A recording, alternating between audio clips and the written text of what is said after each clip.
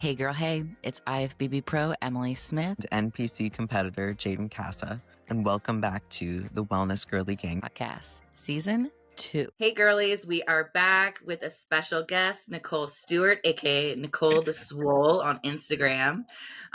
Nicole, introduce yourselves and tell everyone who you are, and then honestly, just dive right into your journey, like where things started and where you're now. So, my name is Nicole Stewart, as she mentioned. I turned pro, I believe it was 4 years ago at Junior Nats in the tall girl division. There's only 3 wellness classes there. I was wellness class C. So I'm 5'8", which for the pros, like as we know, is taller. My first pro show, like my pro debut, I kind of rushed it a little bit. So I really just wanted to get like the nerves and anxiety of like being on a pro stage, like out of my system. So I was not ready for that show. But I still placed well because there was only 7 girls. So I got there. I've never gotten outside of top 5 in my pro career, but again, it's because there were 7 girls there. Hey, we'll take You it. know, after that kind of happens, that was my pro debut. I was very so what was wrong was I wasn't lean enough. So if everyone was like, "What do you mean you didn't do well?" I wasn't lean enough. I needed to diet longer. I had a lot of personal issues going on. Never prep when you have personal issues. Work your mental shit out first. So I took like a year off, and this was Houston Pro, 4 years ago. I took a year off and I switched to Hyacinth, who is like a really amazing coach for conditioning. So I'd gone on stage not in condition and I almost had PTSD. I was like, I'm never doing that again. Like, I want to be conditioned every single time. So we did Houston Pro again and I got second place there and I was too conditioned. So a little too far. Wait, reverse.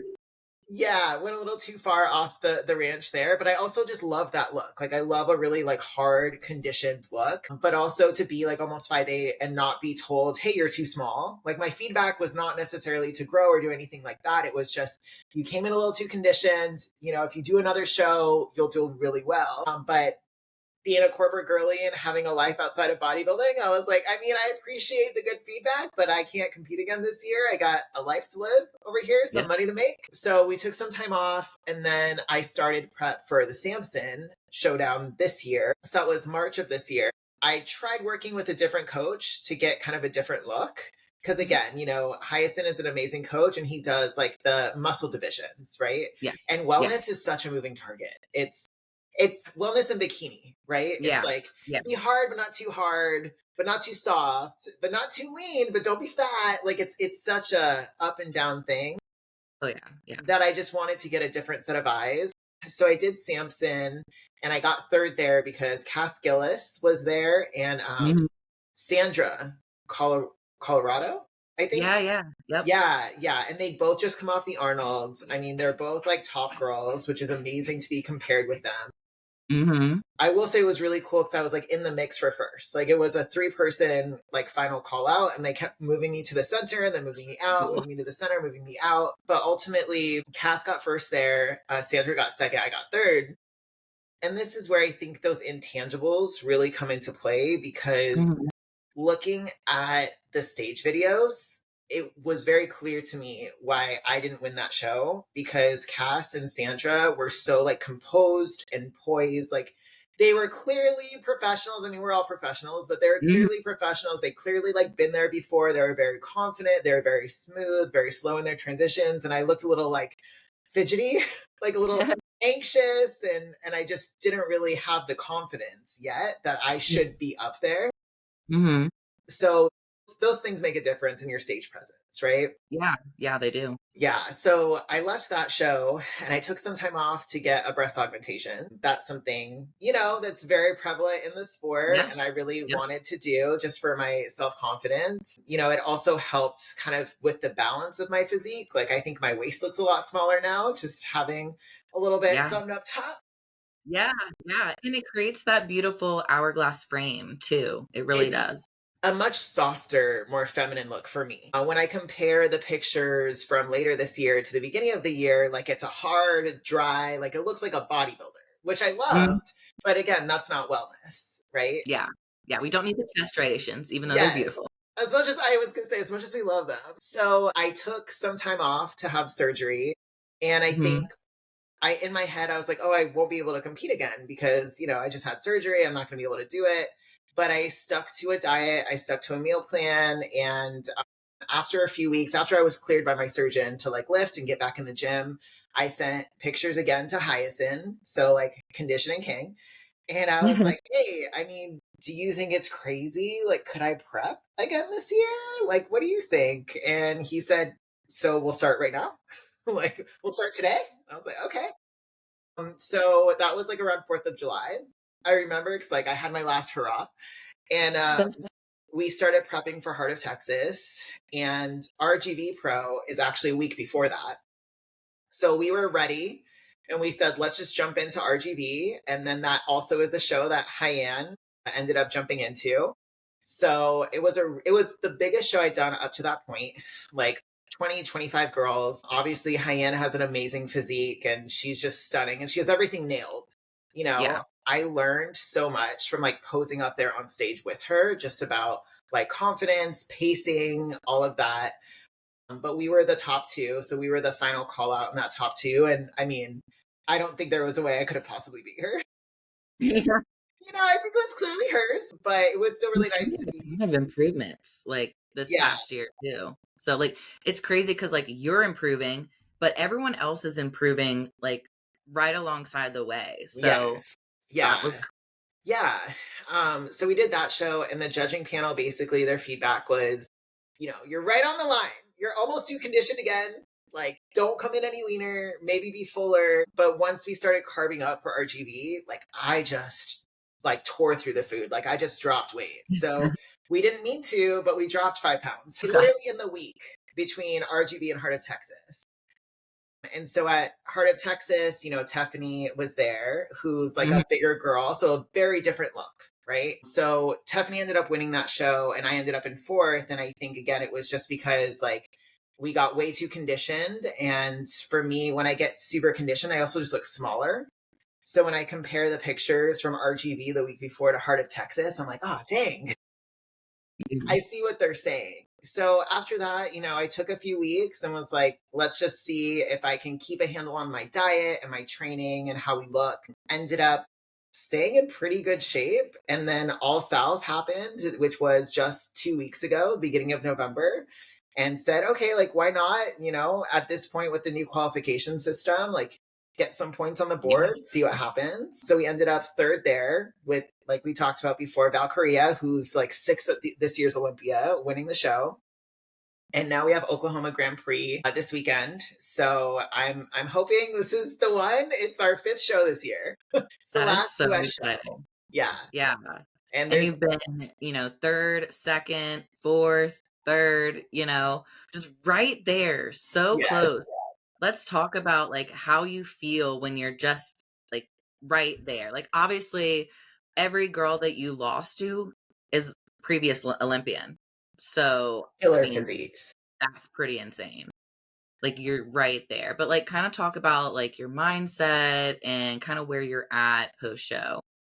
Yeah, I mean, the amazing thing about these shows against these competitors is like there is absolutely no shame in losing to someone that has a better physique. Like that's the dream, is to just be compared to them. And I'm still in a place where getting a first call out still gives me goosebumps, right? Me?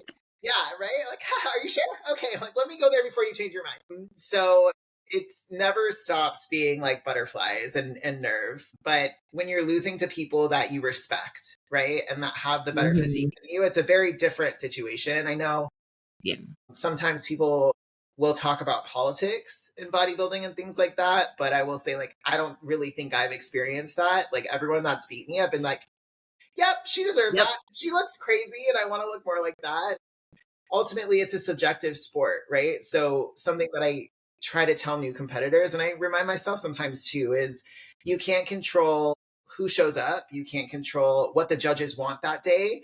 And the only thing you can control is putting out a look and putting a presentation that you're proud of. And ultimately this year, especially the last 4 shows, like I've put forward a presentation that I'm proud of every single time, so that regardless of placing, I'm like, nailed it. Like that's what I wanted to do.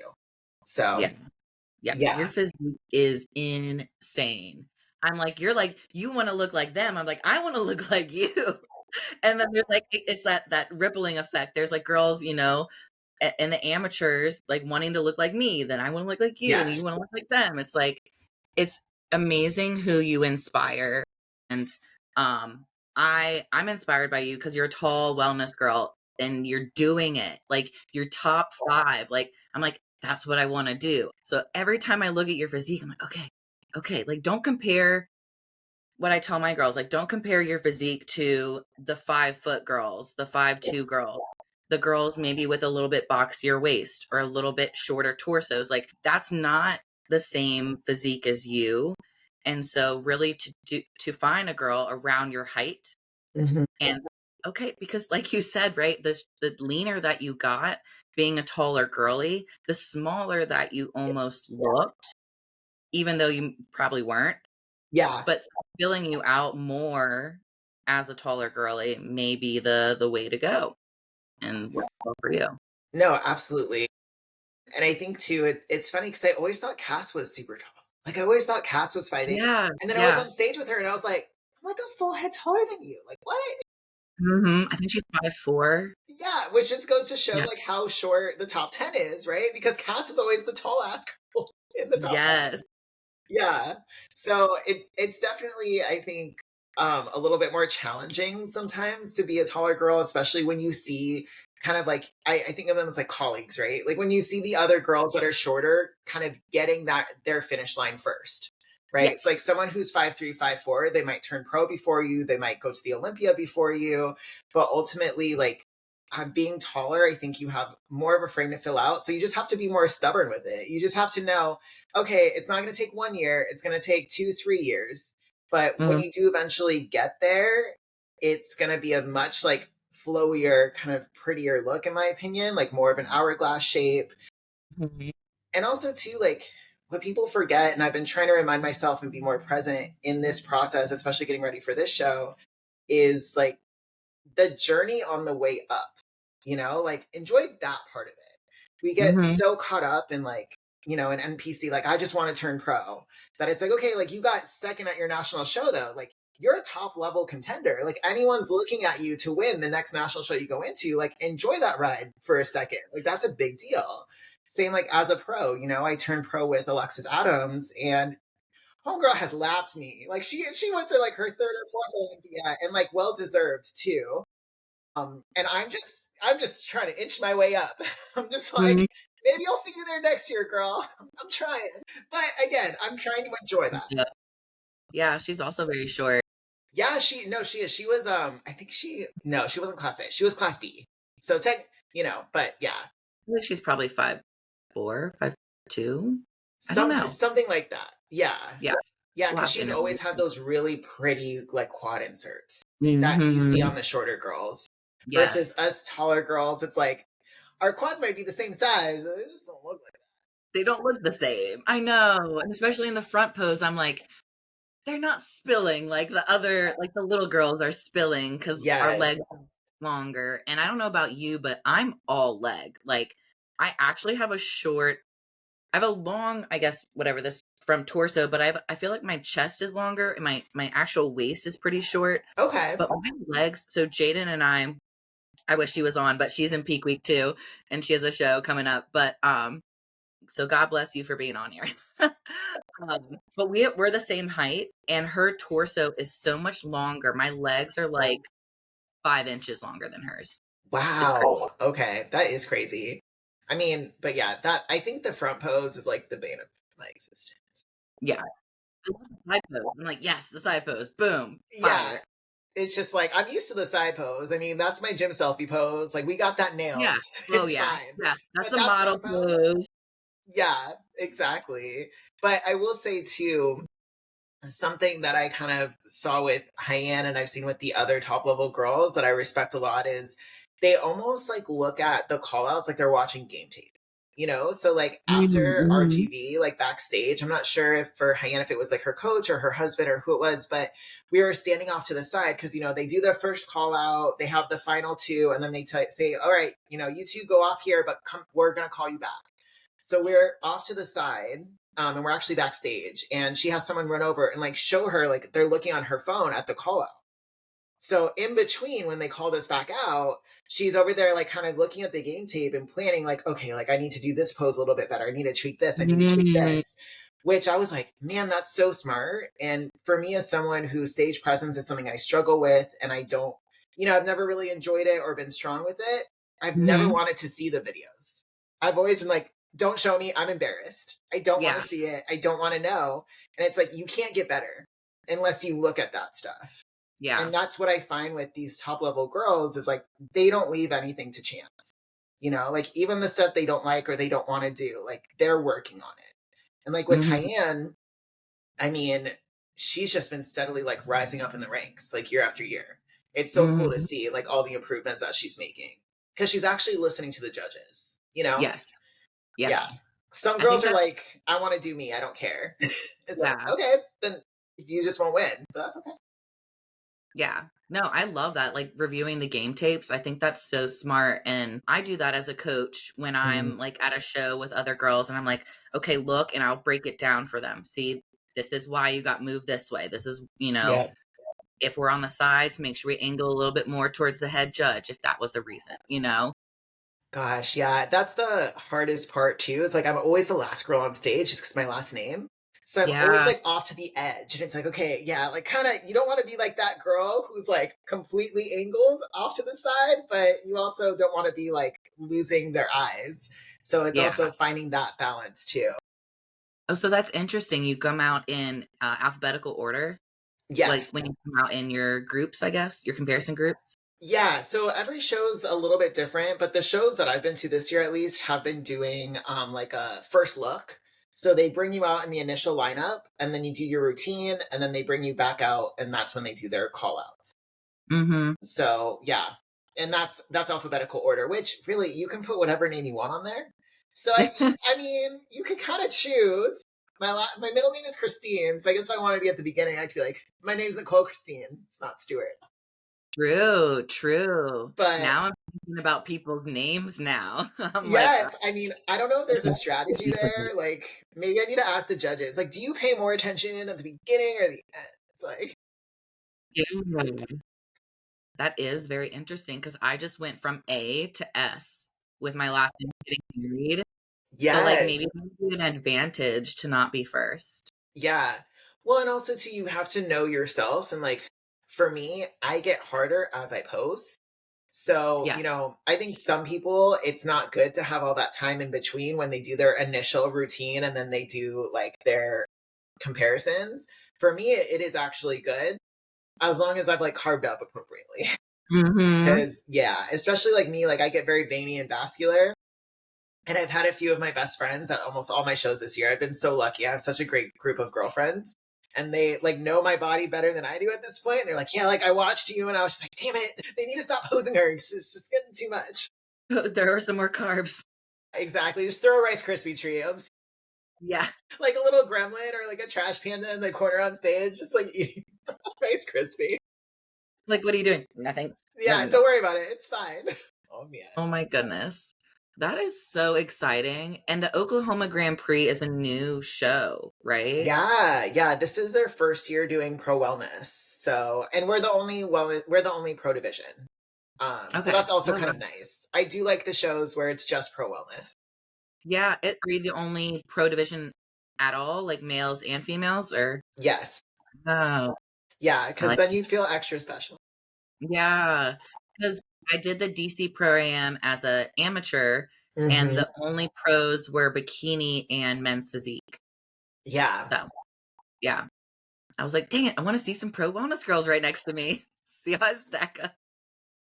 And I wish that the bikini pro shows would also do pro wellness. Like, I want more of them. So, like, Texas State was my first like NPC show in wellness, and that was my first place. That was my first overall. And they have pro figure and pro. I think they might have pro women's physique, but they don't have pro wellness. They definitely have pro bikini. And I'm like, get wellness. I want to win this as pro wellness now. Yeah, and like hand down the crown to the other girl that was there. Yes, yeah. So maybe one day. So did you just get first place overall and then pro card? Were you just like skyrocketing at So that like point? it kind of feels like it, like yes and no. I started bodybuilding when I was like 21, 22. And I'm 32 now for reference. So I was like in my dorm room in college watching Ashley Coltswater win the Olympia. That was, yeah, that was like my intro to like, oh, this is so cool. Like that was my inspiration, the OG Mhm. Ashley, right? So I did my first like bikini show way back when. So yeah, like my senior year of college. I don't even remember. I never got a first call on bikini. I maybe got a first call on bikini once or twice, but I did like 10, 11 bikini shows and I never really cracked higher than fourth. It was just a love of the game because I think everyone who, is probably listening to your podcast and has been to a show and been backstage knows like that energy, the people you meet, like you can't really duplicate that, everyone's so just happy to be there. We're all just kind of high-fiving like we fucking made it. Like hell yeah, Yeah. ladies. So I did bikini and I sucked. And then wellness wasn't here yet. So I was going to move into figure because also like I'm very broad shoulders. Mhm. I did one figure show. I got second place, which was good. That was better, higher placing than I'd ever gotten before. Yeah. But I just didn't want to get as big in the upper body as I would need to match my legs and to win in figure. So at that point, this was like 7, 8 years ago. At that point, I was like, I guess I'm done with bodybuilding because I can't do well in bikini. I've never Mhm. done well there, and I don't want to do what it takes to move into figure because also like PEDs wise and all of that.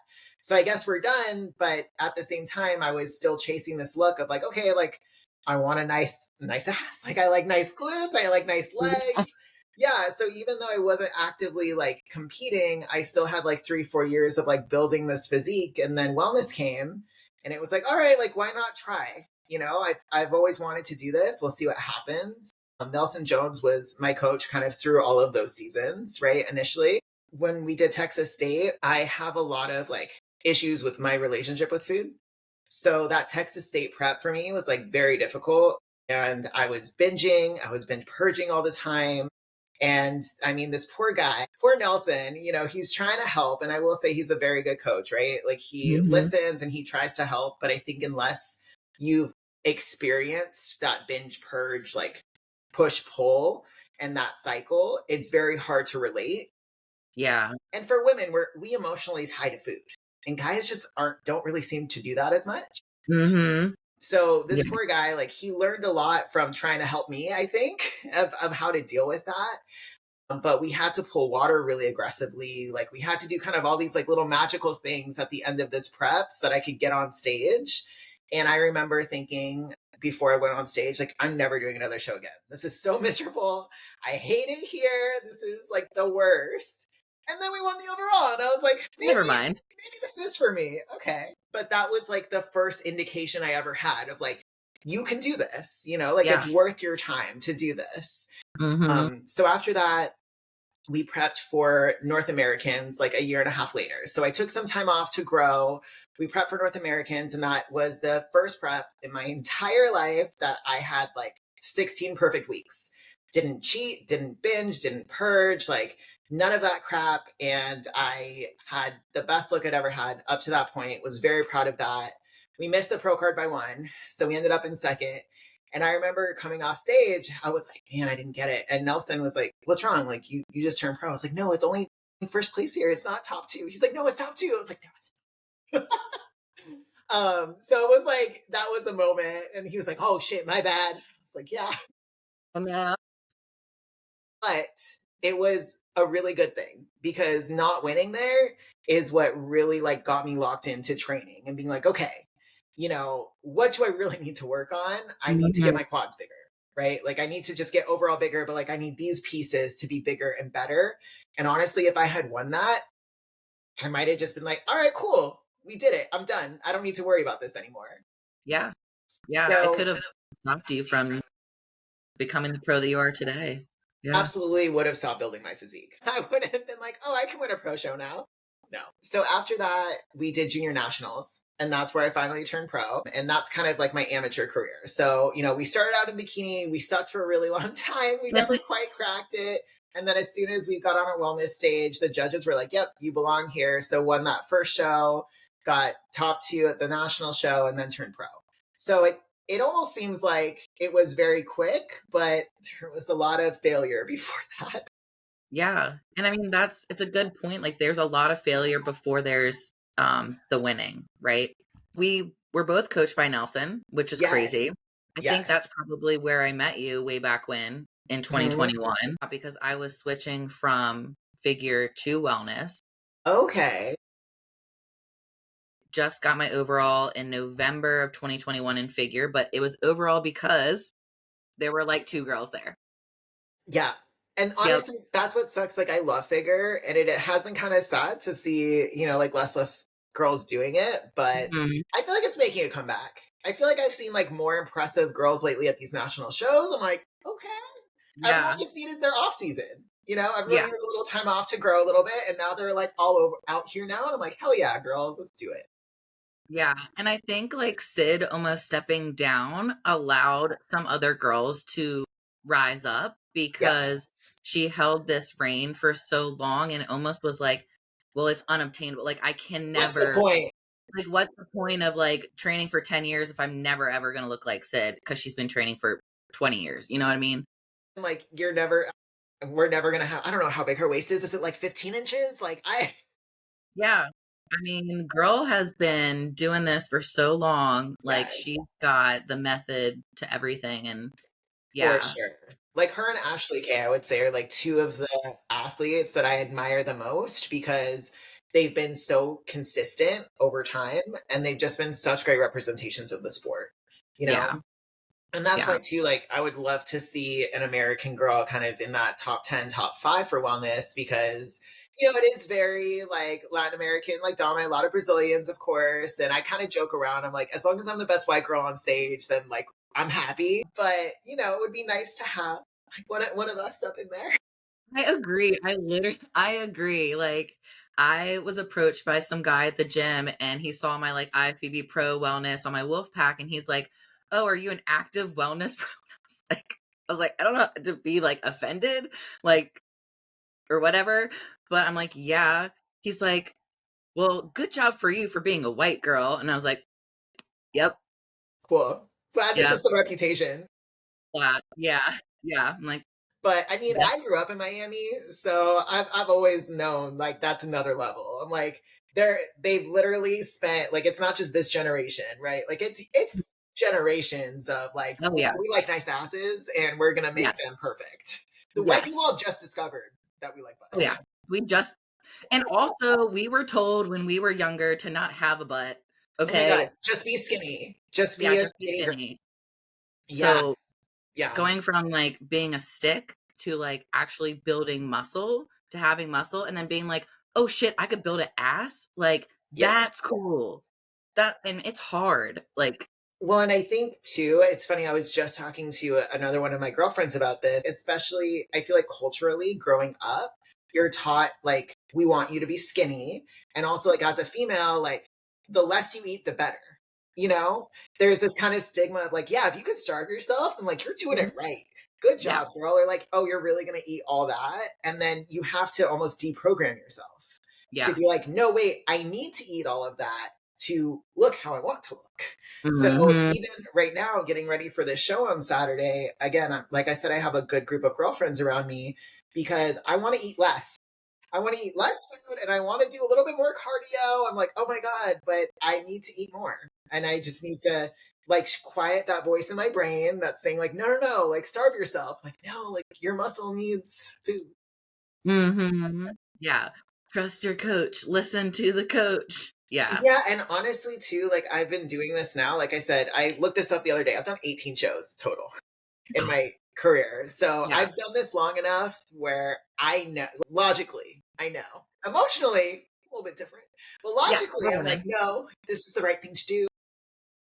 And that's so smart to have like that group of girls though that know you right? That know Nicole like through and through, not just bodybuilding Nicole, like they know Nicole emotionally, like they know what you need and thrive on. For sure.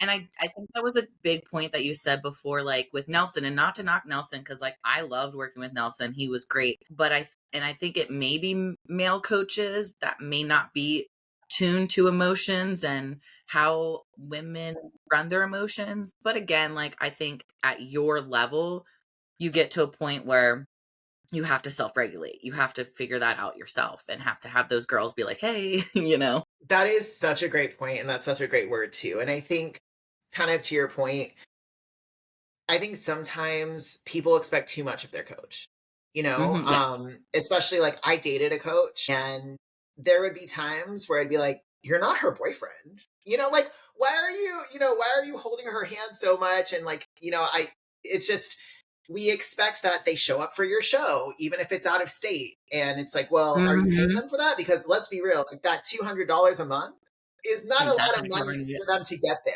Right? And like that, and then also just the amount that we expect from them sometimes isn't realistic, and it's just like you're not paying your coach to be your therapist. And I've done that too, where I was like, why don't you care? Like, I'm having a bad day, and like, of course they do care. They want to know, are you stressed out? Because that's going to affect your cortisol, it's going to affect your sleep. But you do need to have that group of outside people, because for a long time with coaching, it would be like, I would put my blinders in prep. I'd be like, I can't go out and do things. I can't talk to people. I need to just be 100% this. And then your life becomes so singularly focused on that one person. And that's when you see people go off the rails with, oh my God, my coach hasn't replied to my check-in yet. Baby, it's been 2 hours. Like, it's okay. Your coach will respond. You need to have other things and other people to help you get through that, because it's also not your coach's job if you have an eating disorder, right? Which I do. It's not my coach's job to identify when my eating disorder is triggered. It's my job to tell him. Yes. And be like, hey, I'm in a really bad fucking place right now. I'm about to go off the rails. And then he can try to help me navigate it. But I think sometimes we just put this expectation on these coaches without really understanding, like, what did you hire them for? You hired them to write you a plan, give you cardio, and win a show.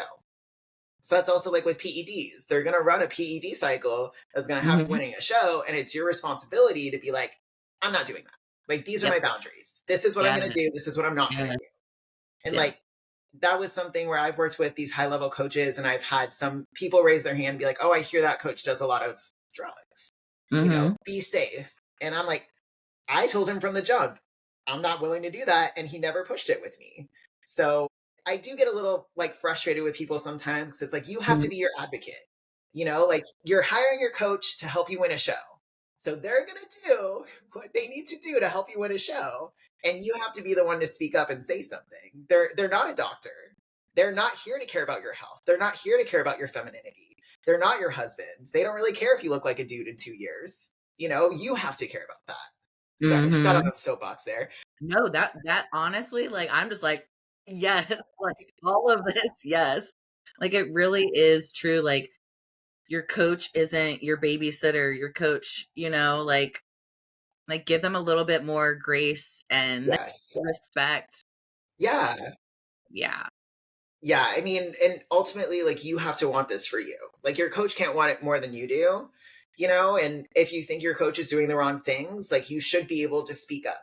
And that's where I have left coaches. Like, I've worked with a lot of people over the years, and I've left them and come back and what have you, just trying to find the right fit for me. But I've also been in situations where I just didn't feel comfortable telling someone, like, I don't think this is the right move for me. And that in and of itself is also a red flag.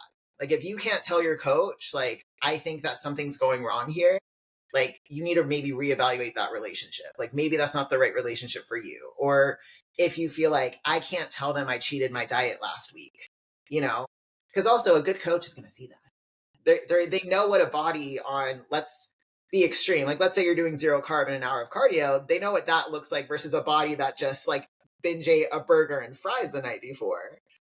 So it's just that comfort level is so important. And interviewing coaches, right? And like having a list of questions ready of like what you think you need to know and how that process is going to go. Because everyone has a very different way of doing it. And that's something that I found.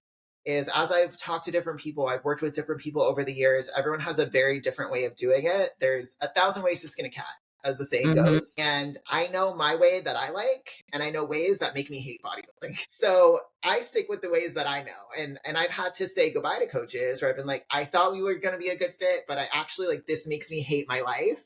I will quit bodybuilding if I do it like this. I'm going to go over here. But I mean, for you with Ludacris, like what's been the biggest change in that kind of coaching relationship, like going from other coaches over to him? No, I'll be honest.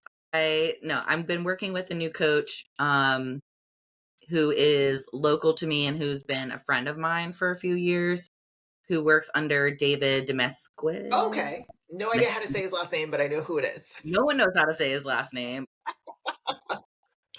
That's funny. But it's very recognizable on Instagram. Yeah, the Agiest Nutrition. So I'm with him, and it's more like a collaboration because I'm like one of his only pros and one of his only wellness pro. And so, and with my knee injury, I think what wasn't working with Ludacris was my injury and like him not being able to program around an injury. And I think the communication in general just wasn't working because like post show, it just went to bi-weekly check-ins. Yeah. And I need every week, or I don't know, something's going to happen to me. Right. Totally agree. So that's totally fair. Yeah. No, I get you, girl. I have faith in you. You'll figure it out. Like, I know my training. Like that's another part is where like I have to have him change my training all the time because like it's not. I don't know. Yeah. I'm like, are you a wellness? Because with Ludacris, I really did feel like the training was very wellness centered. Yeah. And like, but I also felt like it was template. Yes. Yeah. Like all the wellness girls did this workout, but at least it was wellness focused. But it worked. Yeah. Right. Yeah. No, that's tough. And that was some of the things that I've done with other coaches is like, they'll send me new programming and they have like 2 upper body days. And I'm like, you don't understand my division. Yeah. You don't get it. That's okay. We're just going to keep it moving. Yeah. Yeah. Like, but you haven't seen the pro wellness girl shoulders. And I'm like, okay. But like for my physique, like I get like, I see the wellness girl shoulders. They're big. And like my shoulders are okay. But when I get lean, they're big. See, that part. To my glutes. That part. Yes. Yeah. 100% agree with you. Yeah. Yeah. So it kind of goes back to like finding someone who's wellness focused is harder than you would think. Because I think there's this distinction that like it's easy. It's like, oh, it's just big legs. It's also too like depending on the coach, the compounds they put you on, the workouts they give you, like it's very easy to end up having like a bulky like upper body because you can't, especially if you're taking PEDs, you can't control what grow. Like, you can't just be like, just my legs grow. Yeah, just my legs grow. Yeah, okay, cool. I mean, Eduarda seems to have figured that there, it's not going to make it just grow. Yeah, I mean, Eduarda figured that one out. I want to know her secrets. Yeah, right. Because like, damn, that girl, it's just her glutes, just her legs grew, and her waist stayed the same, her upper body stayed the same. And I'm like, how did you do? Yeah, I'm like, I'm about to take deadlifts out completely, but like, so right, just machine, just. Well, and I think it's a little bit different for you too, because what it takes to build the muscle is not what it takes to keep it or to refine it. So as far as like, I hear people sometimes like shitting on heavy hip thrusts. And if anyone follows me, they know that I love hip thrusts. I love heavy hip thrusts. Like I talk about it all the time. Same girl. But yes. But like, I don't do those heavy hip thrusts like I used to anymore. Like I used to load up, like I could literally do like 12 plates and I could do hip thrusts. And at this point, it built my glutes. That's what I needed. But now I do maybe 3 or 4 plates aside and I do it with control and I do it a little bit more focused, because if I were to be throwing around those 6 plates aside now, I'd probably just be bulking out my waist, right? Yeah. To like help with the stability of it. So it's just like, there's a time and place in your training to go like hard and go heavy, and then a time to kind of like back off and refine a little bit more. And, there's a time for everything. And I find with coaches, there seems to be coaches that are really good at helping girls grow, and not just girls, but really good at helping clients grow, but they seem to miss the mark in condition. And then there's the coaches that are really good at getting girls conditioned, but then you never see their girls grow show to show. So I wish there was a little bit less of a stigma around coaching. Like, oh, you have to stay with this one coach forever. Why? Yeah. Why? Yeah. That's silly. No, like I think the idea even of like having a coach for off season and then having a coach for prep, because we're very specialized in what we do. So even like with you having your injury, like maybe your prior coach like is just not very familiar with how to work and program around injuries, because that's very specific, right? Not everyone's going to know how to do that. Just like if you were to go to your doctor and tell them your bodybuilding diet, they'd be like, that doesn't make sense. That shouldn't work. Like I think there's something to be said at this level of like recognizing like there's a different person for every phase that you're in. Yes. And there shouldn't be, like the whole loyalty thing. It's like you can end a coaching relationship and it doesn't have to be beef. It doesn't have to be rude. It doesn't, you just say, hey, like I loved working with you. We had a great time together. Like now I'm going to go try this person over here and see what they do. Yeah. Yeah. I love that. Like, why can't we just say, hey, like, this was great. Bye. Not like ghost coach, not do all those like shady things. Yeah, for sure. Because also too, ultimately, like again, kind of what I said earlier, like your coach isn't your boyfriend. Like you're paying them money. Like, and if you feel someone's not doing a job, it's like in my corporate setting, like if I'm not doing my job, like my work's gonna fire me. Like I expect it. If I'm like logging on and not doing any work, like I deserve to get fired. Yeah. It's like, yeah, we attach so much emotion to it. And I think too, people forget that like that you have one coach. As a client, you have one coach, but your coach can have like 40, 50, 60, a ton of athletes. Yeah. So it's like giving them a little bit of grace, but also recognizing that like, obviously your coach is going to care about you and your progress, but if you leave, like breaking up with them is more impactful for you than it is for them. Because they have 40 other people. They're like, okay, like it was so great to work with you. On to the next one. Like it's fine. Yeah. But unless you're me, like an emotional gangster who is very kind to all of her clients now. Like, I love that. A sensitive gangster. No, like I'm so close to my girls just because I feel like a lot of them, we've been through so many things. Yeah. And that is something for me as a coach to just, I do have to kind of be like, okay, it's fine. It's fine. It's fine. Like they don't hate you. Like they don't hate you. They need to do something else and go somewhere else. And like that again, like it's fine. And I kind of put myself in my shoes or my coach's shoes when I do like break up with them. I'm trying to be like, hey, like I really appreciated everything, but kind of time to move on to something else. And, I think I think that what you said really put in perspective of not being really tied to a coach all the time.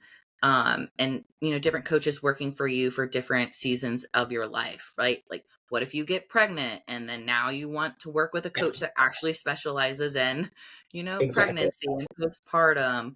What if you're in like a gut health phase and you really need that like protocol, like gut kill protocol, like then you may need to go to David and his team. Exactly. So I think that really is important because even myself, like I've had clients go to my coach's team for like gut health reasons or whatnot. So and referring out people to other people, like if you have an eating disorder, maybe there's a coach that like can really relate to you a little bit better. Like I know Celeste is a really good one. Yeah, I mean, and that's something too, like Mark Tominick, he's a coach. And I remember like him and I had talked a little bit a while ago, and I told him about like, I have this eating disorder. It's something I really struggle with. And he actually like recommended, I can't remember now if it was like an eating disorder, like therapist or something, but like he actually was like, hey, like, that's not something that I necessarily know how to handle, but like, here's a resource for you. And I think that is like the most responsible thing that you could possibly do as a coach is to like be like, hey, like I hear you and this is an issue. I don't know how to help you solve it, but I'm going to give you the resources and I'm going to like outsource to someone who can. right? Instead of just like ignoring you or just being like, oh yeah, I got it. It's fine. I got that. And then fuck you up. Yeah, no problem. Just Yes. let's do it next week. That'll fix your issue, right? Totally normal. Yeah.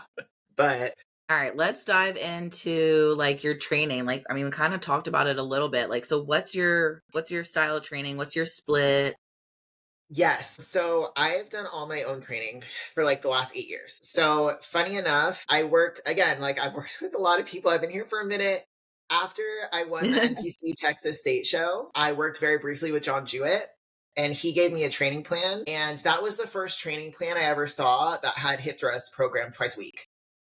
Let's go. So yeah, that for me was like very like mind blowing. And it wasn't just like the same like same exercise, same reps, same everything. It was like, okay, so on this day, you're going to do heavy barbell hip thrusting. And then on this day, 3 days later, you're going to do in the Smith machine and you're going to do more of a pump exercise with it. So that kind of like blew my mind. And even after I stopped working with him, like that was kind of my baseline like training template. So I always hip thrust after that twice a week and always like either the barbell or the Smith machine, never on like not the, what would you call them? Like the glute drive machines? Not the glute drive machines, because also, girl, the way that I can max out that glute drive machine, but then I could barely do one plate on a barbell, like that says something, you know? No. And like half the time you see people maxing that out and like they don't have glutes. So like something's not working. So that was kind of how I started doing hip thrust twice a week. And like I've done that, like I said, the last 6, 7, 8 years. At this point, I'm hip thrusting like 3 times a week. But again, I screw around with like, yeah, no big deal. I do different rep ranges. So I do still kind of hold true to like, I have one day where I'm doing like 3 sets, 10 to 12, heavy, controlled, like hold it at the top, control that negative all the way down, and then explosive back up. And then I have a Smith hip thrust day. And then there's the absolute recomp gyms here in Texas. And even though I did just shit on hip thrust machines, they have some really cool ones. The Panada hip thrust is great. So it's not like a good staple, but like we kind of talked about earlier, there's a difference between what it takes to build it and what it takes to maintain it.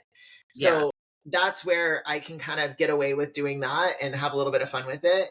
I do quads like once a week. So glutes is more like 2, 3 times a week, hamstrings, and then quads. So I only do upper body. It's 4 days of upper body.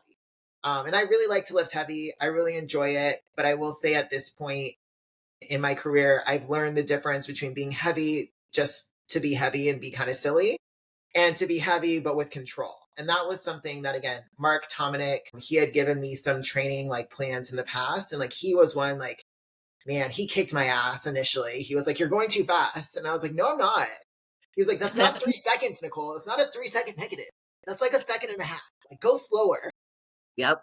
So he really kicked my ass in that regard, and he challenged me, which was really cool. And I've held on to that ever since. And then of course, like, gotta give Nelson his big ups. Like, he was the one who always told me a barbell hip thrust is the thing that's going to build your glutes. And I ignored him for 5 years. And so, you know, I would say those 3 guys have really helped my training. Like Nelson, John Jewett, and then Mark Tominick really helped me get to the training that I love right now and that I enjoy. Hopefully that answers the question. Yeah. No, I love that because I mean, like I said before, like I like to build my training program too, and I'm on 3 lower. You said you're 4 lower? Yeah, we're out here. We're having fun. Ouch. I mean, yeah, so you're on 3 lower. And do you do an upper? Is that what you're saying? Sometimes I'll do an upper. Okay. Sometimes I won't. Yeah. That's fair. I'm like, your girl needs to eat. Your girl needs to rest. Like, that's kind of how I grow too. Yeah. Yes, training, but every single day that I'm training lower, it's hard. Like, I don't have a pump day. So maybe I could add in a pump day. Maybe. Yeah. Could be a little fun. Yeah. But no, that's also another really solid point that I would just want to say to people is like, I didn't start like this. Like I started with 1 leg day a week, and then it was 2 leg days a week, and then it was 3, and then it was 4. So like this is the evolution of 12 years. You know, like I have a really good training partner here where like I kind of forget, right? Because I'm like, okay, so like, we're gonna go to the gym and do this today, right? She's like, This is our third glute day, Nicole. I'm like, oh yeah, my bad. Well, I should do something else. Okay, I'll just go over here and do it. So it's like everything takes time. Yeah, and you have to build up that muscle endurance and that stamina. Yes. And I think we try to push 4 leg days, but this was post show, and I was like, "What the fuck are we doing?" And that's how I got my knee injury. So yeah, don't push too much post show, Girl, I was especially gonna if say you've that been in. post show period. Yeah, that Yeah, post show period like is like super dangerous, just like with all the water retention too that you typically see. Like, yeah, your joints are in a very like fragile spot. I think it's basically taken a year for joints to be like, okay, we're good again. Yep. So yeah. It's all learning. I'm sure it's made you a better coach though too.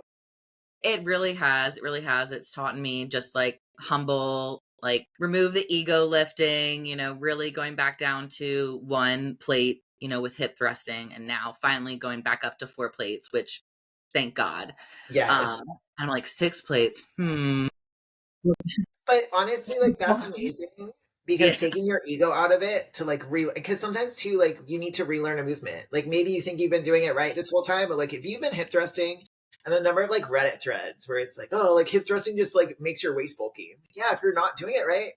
If when you're hip thrusting, all you feel is your back, like that's probably a cue. You're not doing it right. You should go down and wait until you start to feel your glutes, right? Like I think that's the problem sometimes is we don't really pay attention. You just go through the motions. It's like, no, like actually like lock in. Where are you feeling this? You know, and then yeah, and like taking videos. Like for the longest time, like I felt embarrassed or like I was like, oh, is this like narcissistic to be taking videos of myself? But honestly, like that's the only way to see like, am I actually doing the right form? Or so many times I'll be doing a set and I'll think, oh, I need to stop. My form is breaking down. And I'll look at the video. I'll be like, man, my form is still perfect. I could have gotten another 2 reps. So things like that. But yep. Yeah, videoing is super important. Like I just actually videoed myself at the gym and I'm like, I only took 2 videos. I'm like, I'm not trying to video the whole thing, not trying to be, it's a fine line between being an influencer and being a pro athlete and a coach is what like I want to be seen as. So I try not to like have that like influencer like vibe in the gym. But I did record 2 exercises yesterday where I added weight to my knee movements and I was like, fuck yes, like this is amazing. Bulgarian with some weight. I'm like, yay, my knee doesn't hurt. Yeah. That's Some amazing. squats, that worked. It was good. Good. Love those wins. But like, I mean, yeah, like to other people, they'd be like, what is this girl doing with like, 25 pounds or whatever? And sometimes in my head, I get in my head, I'm like, this is dumb, but it was a win for me. And I literally like ran home, told my husband, like, I added weight to like these movements that I haven't added weight to because they were so freaking painful. Yeah. And it's like I'm not strong because I am. I think it's coming to the point where it's like you have to push past that discomfort. It's fear. Yeah. That's the fear. Mm-hmm. Yeah. I think after an injury, you're just scared. You're scared to get injured again. You're scared to push it past that point. But that awareness is a big deal for sure. And also too, like, what you're saying, I think there's probably so many people that are like inspired by you. And so you're like, oh, it's only 25 pounds. Shit, girl, like sometimes just doing the bar is hard. I think we get in our heads sometimes, but like, oh, people are judging us. But I think it's also too, I feel like you're this way as well. I compare myself to top 10 Olympians. Oh yeah. And it's just like, hey, for your average person, you're doing pretty damn good. You're doing good. Like you're not Francielli, but like that's okay. There's not ever going to be another Francielli and Eduarda. You're just not. But and the thing is, like, what you put your effort into, like, you can build it. Like, you just have to put those actions in, or put those steps into actions, basically, and keep acting upon it. I think that's something a lot of people don't do is like, oh, they get injured and then they're just done. They stop, they're hurt, they just, stop the lifestyle. And for me, I don't want to be injured. Like, I don't want to be in pain. And like the pain I want to be in is the pain of like being sore every day from like pushing weights. I don't want to be in pain from like my job and like sitting and bending over and just like normal day life things that like the average human being has pain for. Yeah. So if I have a little bit of knee pain, like, okay, whatever, like I just try to really focus on the movement. And like you said, like this is how you grow. You actually have to focus on the contraction, the Yeah. movement, not just moving the weight, but moving the muscle. Yeah. Yeah, no, 100% agree with you. And it's just like anything else in our sport, you know, as much as like I like being on stage and I like getting those first call outs, I like getting those awards, like that is not why I do this. To your point, Mm-hmm. like I want to feel good. Obviously I want to look good, but I want to be happy. And it's funny, I was saying to my training partner yesterday, I was kind of having like a rough day because, you know, peak week can be like just this roller coaster of emotions. Some days you wake up, you're like, I look amazing. And then by the afternoon, you're like, oh, shit. So I was a little up and down, and I was just like, you know what? It's like Elle Woods says, though, in Legally Blonde, like, you know, you go to the gym, it makes you happy. Like, it gives you endorphins. Happy people don't kill their husbands. So Yeah. I was like saying to my girl, I'm like, you know what? Being here makes me happy. Even on the days when I'm not happy, like, you know, you're doing something that's worthwhile. Right. And building those habits, like in and out of the gym, like my career outside of this, outside of the sport, I really do think I'm successful in my sales job because bodybuilding has kind of taught me how to push myself through those moments where I just don't want to fucking be here. I don't want to be here. I don't want to do it. And I've had my little temper tantrums where I'm like, what's the point? I'm not seeing any progress. Like I'm stuck at this weight. It's never going to move. I'm like, you know, you kind You of get don't in your want head. to do that. Yeah, yeah, exactly. And then you say you push through it and it's like, oh, I can do more than that. Okay.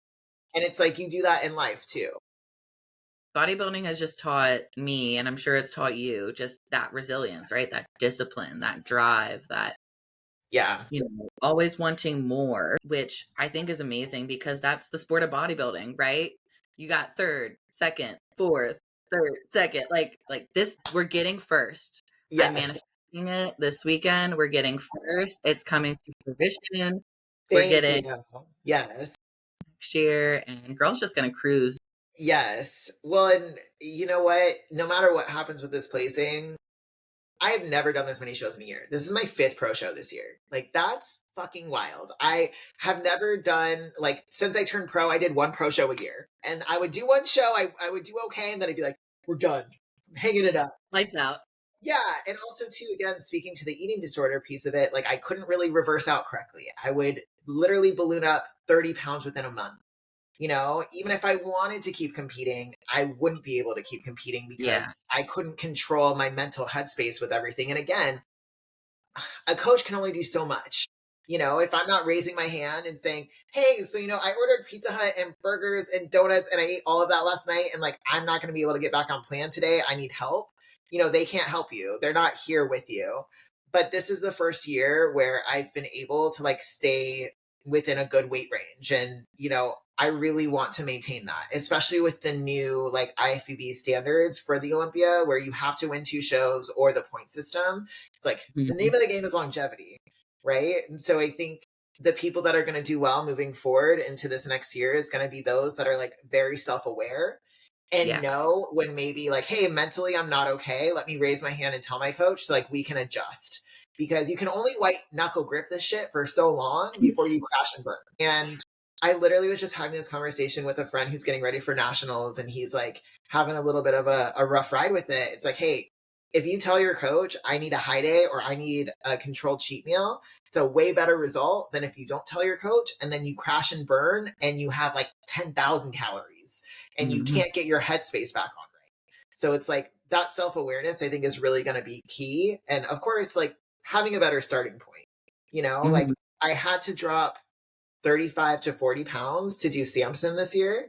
But then after that, I never went more than 15 pounds above my stage weight, which I've been doing this 12 years. That's never happened. That's crazy. Yeah. So those, I guess to tie it all back to the original point, that's the biggest win for me this year is like being able to maintain this and be in a good headspace throughout the whole time. That is a huge, huge win because, I mean, only a handful of people are pros and doing this and competing, but I feel like only a handful have that level of control, self-control, just staying within the body weight range as a pro? I mean, Ashley K, like, and Sid, right? Are like two that just roll off the tongue. I mean, Yeah. Tiana Weymouth. Yes. Yes, love her. She's someone who I'm just like, oh, she just did another show and another. Oh shit, okay, girl, like look at you.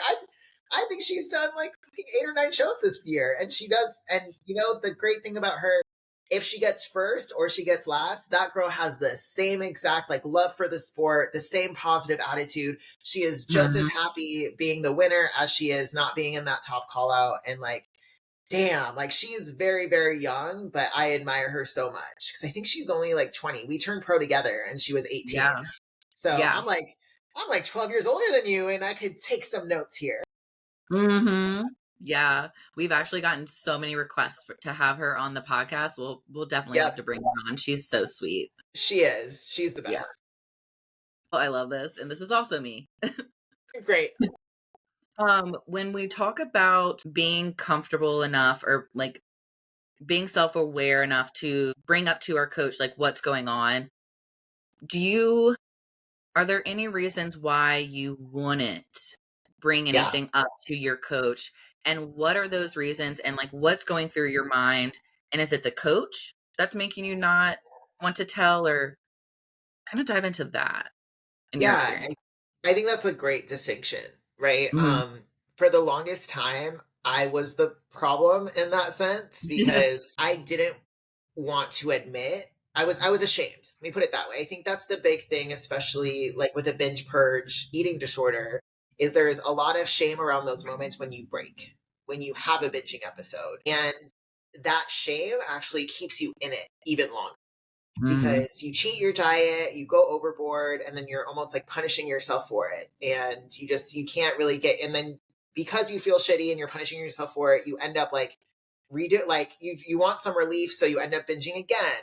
So for the longest time, and again, I will say like my first coach, which being Nelson, like I lied to that man a lot at the beginning, you know, like not saying what was going on because also that's someone I respect. And I felt ashamed to admit to this person that I respect, like, hey, I didn't follow my diet. Even though I told you I was going to, even though our last check in, I told you, like, the next one's going to be perfect. Like, I'm not going to cheat anymore. And then I would. And again, a good coach can't coach you if you're lying. Mhm. So it was kind of coming to terms with like, okay, this isn't something to be ashamed about. You know, again, the comfort level with your coach. Mhm. Like Nelson is a very like empathetic person. And so he was like, hey, like what's going on? Like what's up? Like something's wrong with you. Something's wrong with you. What's What's wrong going with on? it? And again, that's not your coach's job. So like he went above and beyond in my mind in that sense because it's not your coach's job to give a shit about that and ask those questions. It's your job to raise your hand and say it. So part of it is doing the mental work on yourself to say, okay, why am I hiding this? Am I hiding it from my coach? You know, people hide it from their partners. You hide it from your friends. Is it that shame-based thing? Is it something different? Is it self-worth rooted? Like, what is it? Because Mhm. it's not just the physical manifestation. Like, there's a lot of like mental work that needs to go into it instead of just being like, don't eat that, you know? And then the second part would be some coaches, you know, they are not receptive to it and they don't want, you know what I'm saying? Like if you tell your coach that like you cheated your diet and they almost punish you for it and they almost are, that negative voice in your head manifests in your coach talking back at you, that's not the right coach for you, you know? And I do think a good coach, if they see a client struggling that hard, will say, hey, you shouldn't be prepping right now. And like that's a hard conversation to have.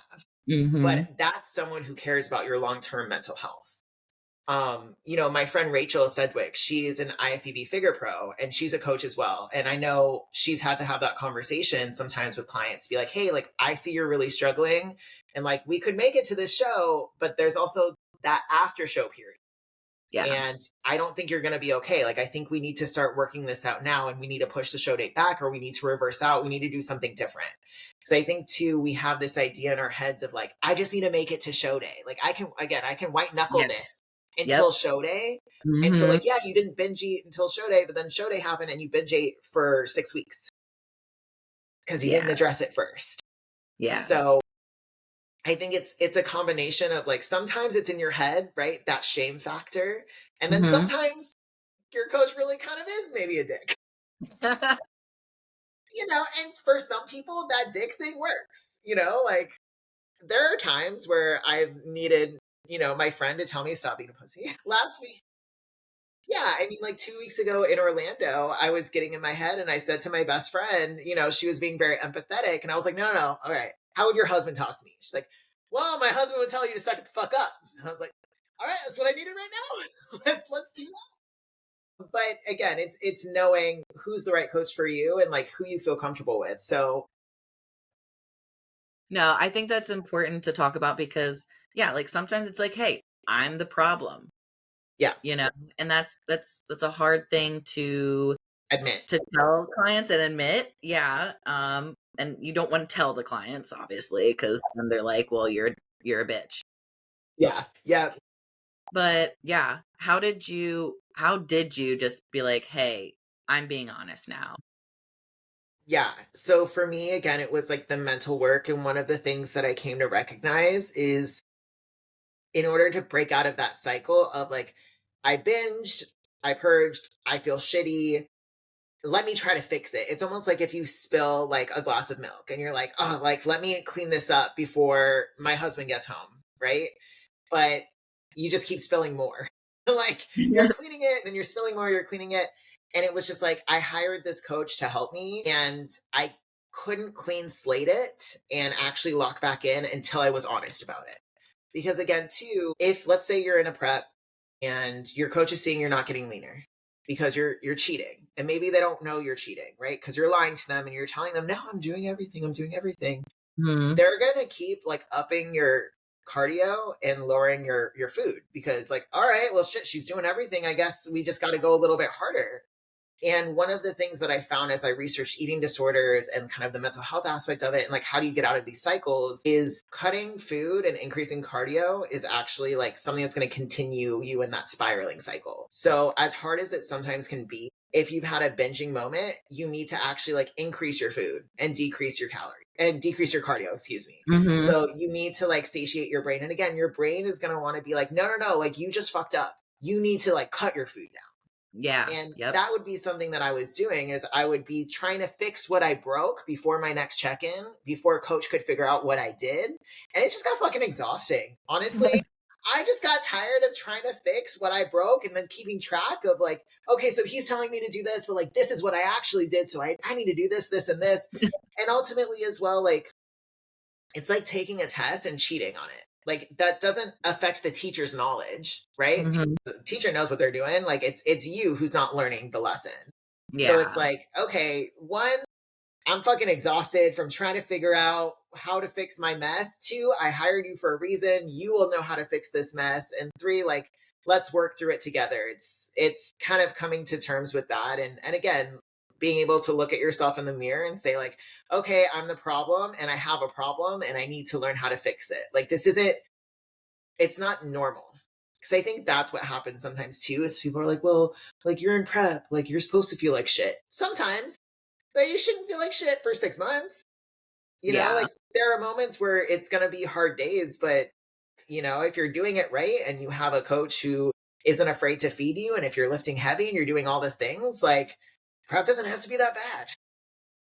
Agreed. Yeah. Agreed.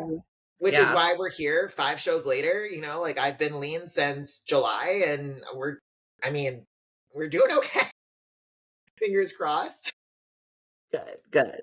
Oh my God, Cheyenne just came up to say hi. My dog. All right. We will wind this one down because this is a good one. We were just gabbing, so I didn't really ask too many questions, which, hey, we made it organic. Okay. Good. So what would be one piece of advice that you would give to an aspiring wellness competitor? That's a great question. I would say know why you're doing this. Like know the physique that you're shooting for. Like have your ideal.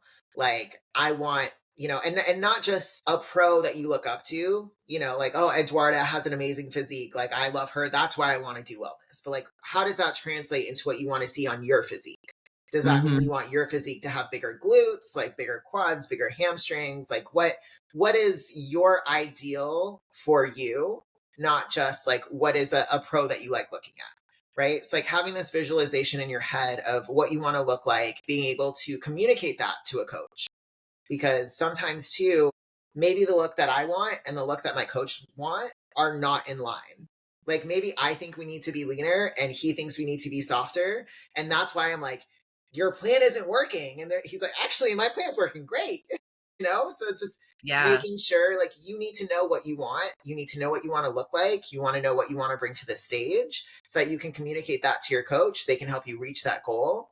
But then also too, if you've done everything right, if you have this idea, this visualization of like, this is how I want to look when I'm on stage, this is what I think like the wellness physique is, then the placing doesn't matter. You attach less to it. Of course, we're competing. We all want to win. We all want that first place. All pros want that Olympia qualification. But if ultimately you went on stage and you're like, I loved my presentation. I loved how my glutes looked. I loved how my hair looked. I loved how my makeup looked. I'm just not who the judges wanted to win today, but goddamn, I'm proud of that. Like you just need to be proud of you and build a physique that you're proud of you for. Because if you're building a physique for the judges, 100% you will always be disappointed. Even if you win, if that's not a physique that you like, ultimately you're going to go home with your trophy and look in the mirror and be like, I don't really like it.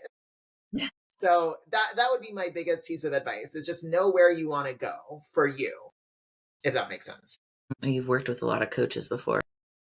What was the like strangest thing that you've gotten programmed, either like an exercise, like a workout, or maybe like a meal plan? Honestly, it just kind of goes back to what we are saying. Like a few years ago, I did figure I had a very large upper body, and I had a coach program for me 2 upper body days and 2 lower body days, and I was like, nope, we're not doing that. We need less upper body. Yeah. I mean, honestly, like, because Nelson and Hyacinth, 2 sides of the same coin. They coach so similarly, and they're both like bros. Like cream of rice, chicken. Yep. Like it's very like kind of bland. So I haven't even had any like wild shit in my meal plans. It's just steady. Pretty basic, pretty standard. All right, let's get another one then. Okay, what is playing on your headphones when you're training? Ooh. Yeah, honestly, lately it's been like The Weeknd.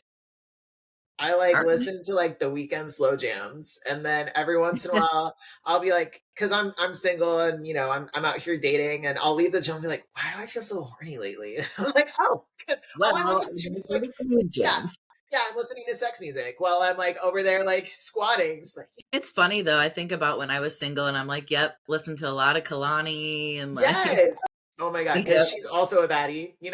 Cardi B. I'm sorry, like that album. That was great. That album was amazing. Yeah, all her albums are great. But I also I like that slow tempo music because that actually helps me with liftings. Like that's something I will say from when I first started lifting to now, or even like backstage, like for posing. I used to listen to like this very like maybe like EDM, and sometimes I kind of do, but I would listen to this faster paced music, and then it's kind of hard to regulate the reps. Like when you have this just like this beat going like that, or even when you're posing, right? Like, oh, why are you going so fast? Well, because you're listening to like this hip hop like dance music and it's fast paced. So like listening to those slower songs, I mean, there's a reason why Rough Diesel, who's arguably one of the best posers, right? Like poses to slow mos. So I like that. We have to try that. Sometimes I listen to podcasts, honestly. I just like listen to something where I can educate my brain while I'm training, and it's always like a bodybuilding podcast or something. So yeah. I mean, I do have those days where I listen to like the cliche like YouTube motivational stuff. I'll literally just type in like bodybuilding motivation, and it's just like Jocko Willink or David Goggins screaming in my headphones like, "Don't be a pussy." I'm like, yeah, you're right. You're right, David Goggins. Don't be a pussy. Like C-Bum, John Meadows, like Jay Cutler, just leg days. Yeah. Bro, old school Kai Green. I don't know if you ever like the cardio confessionals he used to do. Like there was that one where he was like hanging on the stair climber, dripping sweat, just basically talking about like after the show is done, I'm gonna fuck up some chocolate cake and it's gonna be better than sex. I'm gonna make love to that chocolate. And I was just like, fuck yeah, Kai Green. I relate. He's my favorite. Well, girl, it's been awesome chatting with you. Like Super seamless. Loved it. It was like we were like, I'm like one of your gal pals. Like, You loved totally it. are. We're good. We're Gucci. Now you're gonna have to actually call me and like not record it. Yeah. I actually need your number. Thanks. Yes, exactly. You'll get it. All right, girly. Well, again, it's been a pleasure. Tell everyone where they can find you on social media and all that jazz. Follow me at Nicole the Swole. That's my only thing. Instagram, Nicole the Swole. That's all I got for y'all. It's because we're over 30. We can't do anything Literally. else. Yeah, I don't even have TikTok. I refuse. I have it. I'm not active. Yes, I think that's probably better. It's Yeah. a good thing. It's a good thing. It really is. But awesome. All right. Well, have a great rest of your day. And I'm rooting for you on Saturday. You're going to kill it. Thank you. We got to manifest it. We got to manifest it. Amen, sister. It's going to be great. It's going to be great. Awesome. All right, girlie. Well, thanks so much, Emily. I'll talk to you later. I'll talk to you later. Bye. Bye. This episode is brought to you by Wolfpack, gear built for life on the move. From backpacks, duffel bags, to meal management bags, Wolfpack keeps you ready for the gym, travel, and everything in between.